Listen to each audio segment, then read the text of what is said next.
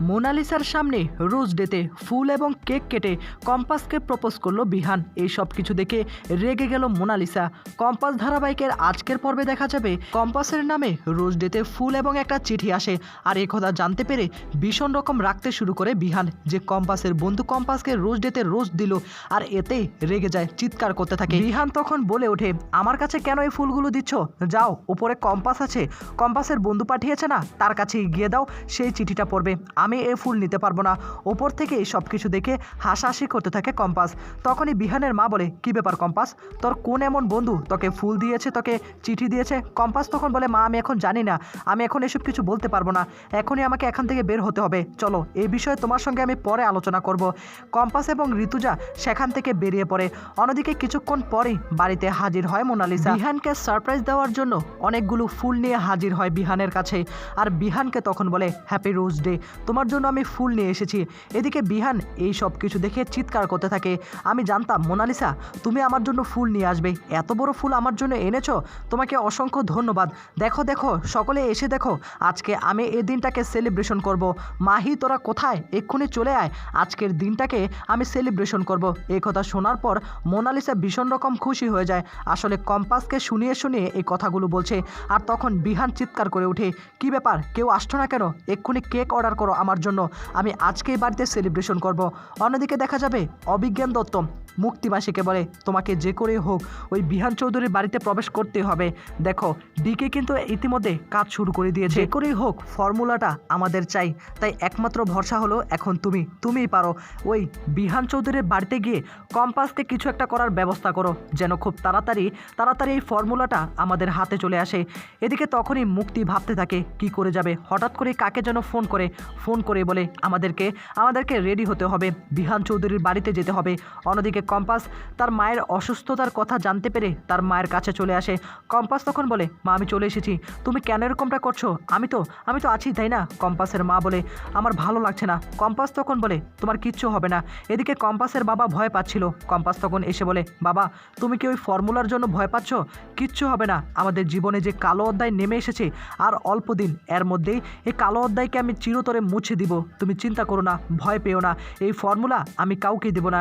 এদিকে বিহানের কেক চলে আসে। বিহান তখন চিৎকার করতে থাকে, কে কোথায় আছো, তাড়াতাড়ি চলে আসো, মোনালিসা আমাকে উইশ করেছে আর আজকে কেক কেটে এই দিনটাকে সেলিব্রেশন করব।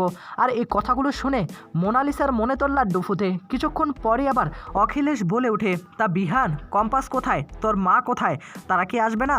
তখনই আবার বিহান বলে ওঠে, না তারা আসবে না, তুমি তো সবটাই জানো যে কম্পাস রাতের বেলা বেরিয়ে পড়ে কাজ বাজের জন্য, সে কোথায় আছে আমি কিচ্ছু জানি না।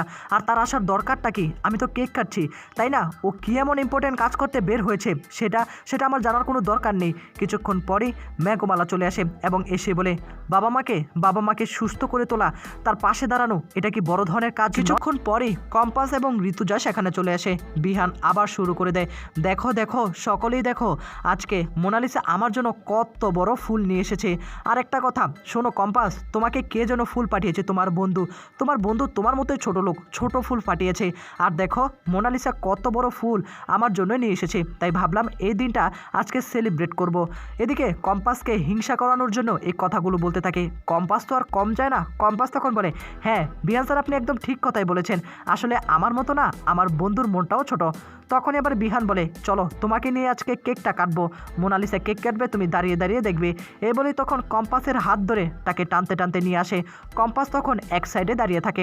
আর তখনই বিহান বলে, মোনালিসা কেকটা কাটো, চলো আমরা একসঙ্গে কেকটা কাটি। তখনই মোনালিসা কেকটা কাটতে যাবে, ঠিক সে মুহূর্তেই কম্পাস এসে মোনালিসার হাত থেকে ছুরিয়ে নিয়ে নিজে কেকটা কেটে ফেলে, নিজের কেক নিজে খেতে শুরু করে। আর এটা দেখে তো রীতিমতো রাখতে শুরু করে মোনালিসা। কম্পাস তখন সে কেকটা খেয়ে বলে, বাবা বিহান স্যার কেকটা কি আপনি এনেছেন? মোনা ম্যাডাম এনেছে? আচ্ছা যে আনুকটা কেন, কেকটা কিন্তু হেভি টেস্ট, আমি এক পিস খেয়ে নিয়েছি, আরেক পিস আমি খেয়ে নেই। এ বলে তখন সকলের মাঝে কেক খেতে শুরু করে। কম্পাস শুধু বিহানকে রাগিয়ে দিচ্ছে, কেন এটা করে বলো তো? তখন আবার ঋতুজা বলে, এই রাগারাগির মধ্যে যে ভালোবাসার জন্মে আছে, তা না হলে কি এরকমটা হতো? এদিকে কম্পাস কেক হাতে নিয়ে সেখান থেকে চলে যায় আর ভীষণ রকম রাখতে শুরু করে দেয় মোনালিসা। মোনালিসা তখন বলে, আসো আমি তাহলে সকলকে কেক খাইয়ে দেবো। এই নাও বিহান, আমি কেক কেটে দিচ্ছি, এই নাও, এটা তোমার জন্য। তখনই মোনালিসা বিহানকে নিজের হাতে কেক খাওয়াতে যাবে। বিহান তখন বলে, আমি কেক খাবো না, তোমার হাতে তো আমি কোনোদিন কেক খাবো না মোনালিসা। এ বলে তখন মোনালিসাকে অপমান করে উপরে চলে যায়। এদিকে তখনই আবার অখিলেশ বলে ওঠে, ঋতুজা তোমার সঙ্গে আমার কিছু কথা আছে, ইম্পর্ট্যান্ট কথা, সেগুলো তোমাকে শুনতেই হবে। ঘরের মধ্যে এসে চিৎকার চেঁচামেচি করতে শুরু করে। আজকে একটা রোজ ডে, আমাকে একবার উইশ পর্যন্ত করলো না। বিহান রেগে গিয়ে সেই ফুল এবং চিঠিগুলো ছুঁড়ে ফেলে দেয়।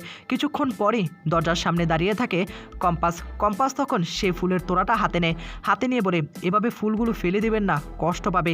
দেখুন আপনি যেটা ভালো মনে করেন, তবে এই ফুলগুলো আপনার জন্য, আমি আপনাকে উইশ করলাম। হয়তোবা মোনা ম্যাডামের মতো এত বড় লোক আমি নই, আমি তো একটু গরিব, তাই কম ফুল দিয়ে আপনাকে উইশ করলাম। আসলে আমার নাম করে আপনার জন্য এই ফুলগুলো আমি এনেছিলাম। এদিকে অখিলেশ সম্পূর্ণটাই জানে ডিকের সঙ্গে কম্পাস পেরে উঠবে না, তাই তোমাকে ভালোই ভালোই বলছি, ওকে বলো ফর্মুলাটা দিয়ে দেওয়ার জন্য। তো বন্ধুরা, এই ছিল আপডেট।